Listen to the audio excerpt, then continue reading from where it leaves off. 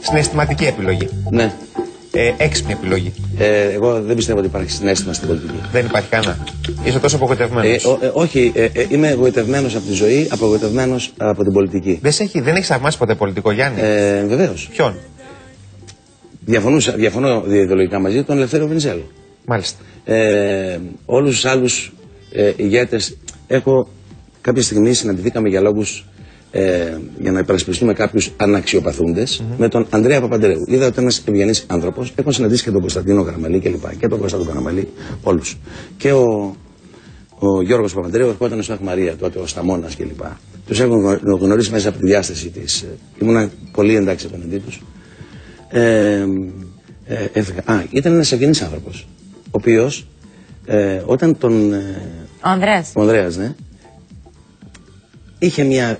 Είχε μια διάθεση να σε πείθει για αυτό που συνέβαινε. Ενδεχομένως, όμως, αυτό μπορεί να ήταν και ένα μεγάλο κακό. Ταυτόχρονα. Το μειονέκτημά του ταυτόχρονα, λες. Ταυτόχρονα, διότι καλύτερα να ξέρεις τον άλλον ποιος είναι. Μάλιστα. Παρά να σου συμβαίνουν πράγματα και να μην ξέρεις τι σφαλιάζεις. Αν σου ζητούσα να μας αφιερώσει ένα τραγούδι τώρα για όλα όσα συμβαίνουν στην Ελλάδα στην αυτή την περίοδο.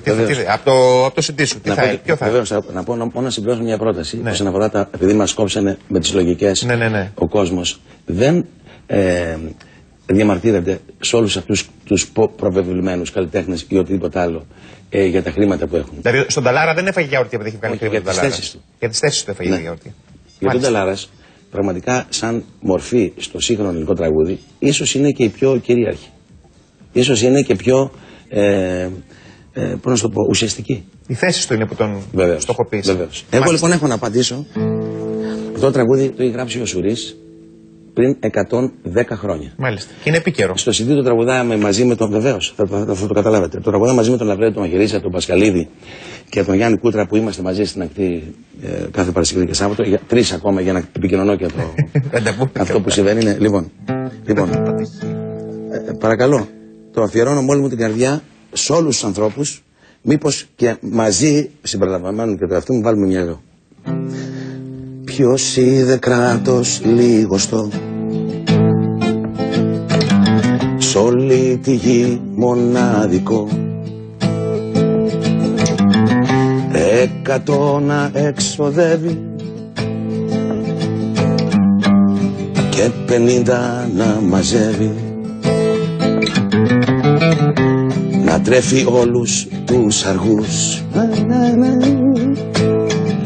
να έχει 7 πρωθυπουργούς, ταμείο δίχως χρήματα και δόξεις τόσα μνήματα, να έχει κλητήρες για φρουρά και να σε κλέβουν φανερά, και ενώ αυτοί σε κλέβουνε τον κλέφτη να γυρεύουνε. Δυστυχία σου Ελλάς, με τα τέκνα που γεννάς, ο Ελλάς ηρών χώρα, τι γαϊδάρους βγάζεις τώρα.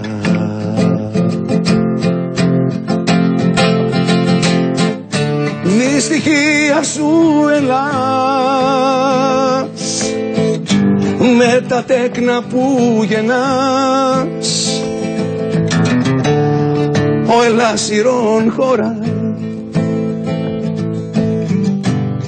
τι γαϊδάρους βγάζεις τώρα. Όλα σε αυτή τη γη μας καρευτήκαν. Πριν 110 χρόνια. 110 χρόνια. Όλα σε αυτή τη γη μας καρευτήκαν. Ονείρατα, ελπίδες και σκοποί. Οι μούρες μας μουτσούνες εγινήκαν. Δεν ξέρουμε τι λέγεται ντροπή. Σπαθή, αντίληψη, μυαλό ξεφτέρι. Κάτι μισόμαθε και όλα τα ξέρει. Και από παππού, συγχρόνως μπούφος και αλεπού. Θέλει ακόμα, και αυτό είναι ωραίο, να παριστάνει τον Ευρωπαίο στα δυο φορώντας τα πόδια που έχει, στο να λουστρίνει, στο άλλο τσαρούχι. Αν είναι δυνατόν. Και εγώ όταν άκουσα, ας πούμε, ότι ανήκομεν στη Δύση, και αυτό το σύνθημα βρήκε οπαδούς. Δηλαδή ανήκομεν εμείς στη Δύση. Ανήκουμε κάπου. Γιατί θα πρέπει να ανήκουν. Εδώ δεν σου ανήκει η γυναίκα που έχεις. Εμείς ανήκουμε. Ξέρεις κάτι. Όχι, δεν ξέρω κάτι. Ξέρεις κάτι από το πεις, γιατί το πέταξες λίγο ξαφνικά και μου ήρθε λίγο. Όχι, δεν ξέρω. Να σου πω, είναι μόνο έτσι θα την έχεις. Όταν δεν είναι ιδιοκτησία σου. Και εμείς ανήκουμε ένα ολόκληρο έθνος 20 εκατομμυρίων ανθρώπων και όχι 15 που λένε οι προβοκάτορες της Ευρώπης. Που δεν έχουμε καταφέρει να κάνουμε ένα λόμπι μεταξύ μας.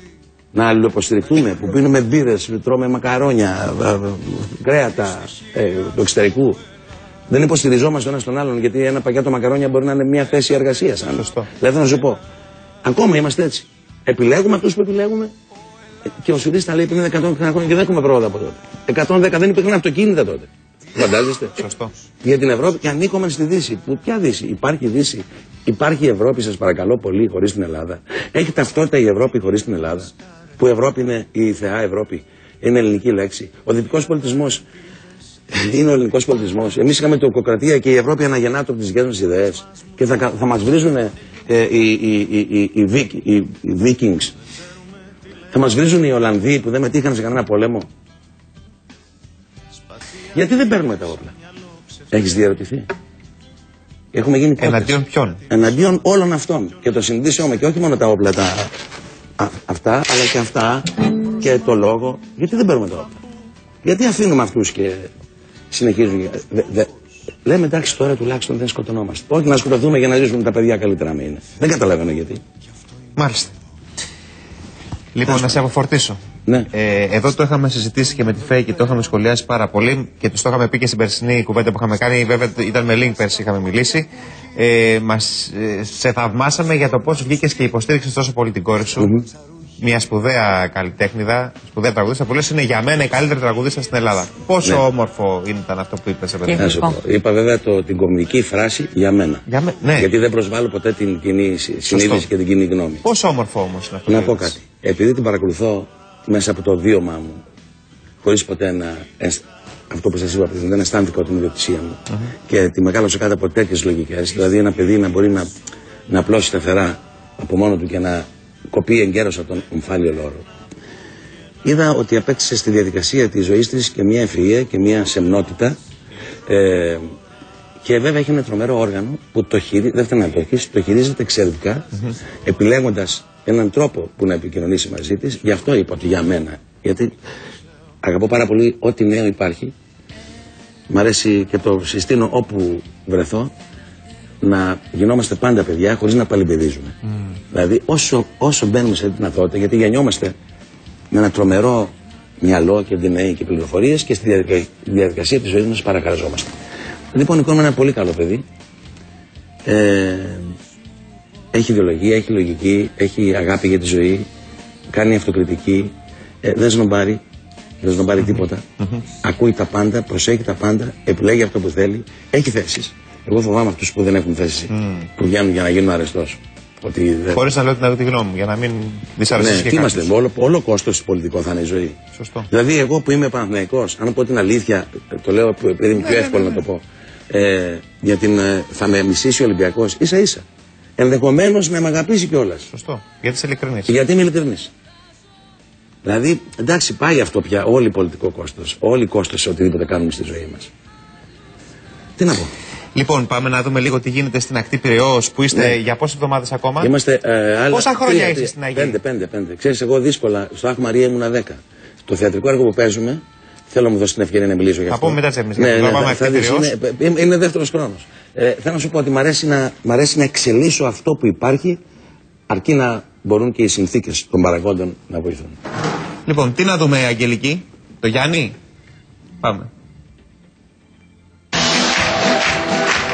Ευχαριστώ πολύ, να είστε καλά.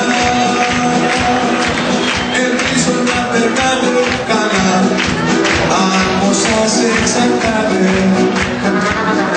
πως σου φάνηκε το βερμούτ, πείτε βερμούτ.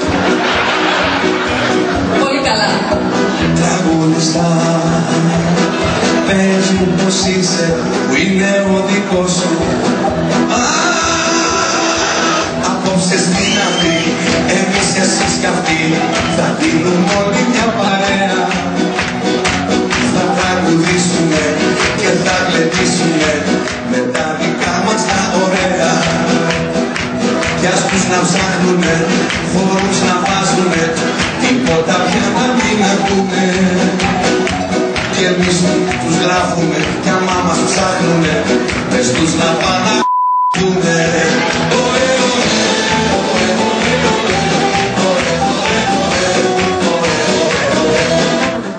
Να ήταν και όλο μπιφ. Θα μπορούσα να πω κάτι. Εδώ ο κόσμος έχει την ανάγκη να βρεθεί σε μια διαδικασία ψυχικής ανάτασης. Αυτό να πω, να ευχαριστήσω δημόσια τον Αντώνη τον Ανδρικάκη και όλους τους υπουργούς, αν μου μείνει χρόνο να σας πω, που συνεργαστήκαμε και κάναμε αυτό το τραγούδι, όπως και το Μαγιά το Κούρεμα. Το οποίο η διάθεσή μας είναι να κάνουμε τον κόσμο λίγο μέσα σε αυτή τη διαδικασία της επικοινωνίας μας να μπει στη διαδικασία της ψυχικής ανάτασης.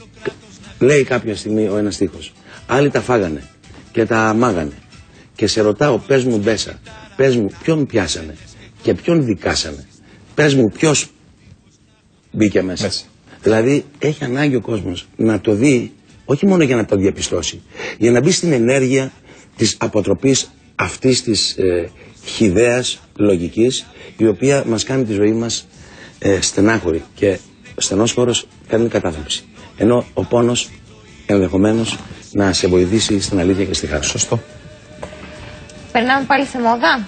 Ωραία. Από το ηλεκτρονικό κατάστημα 24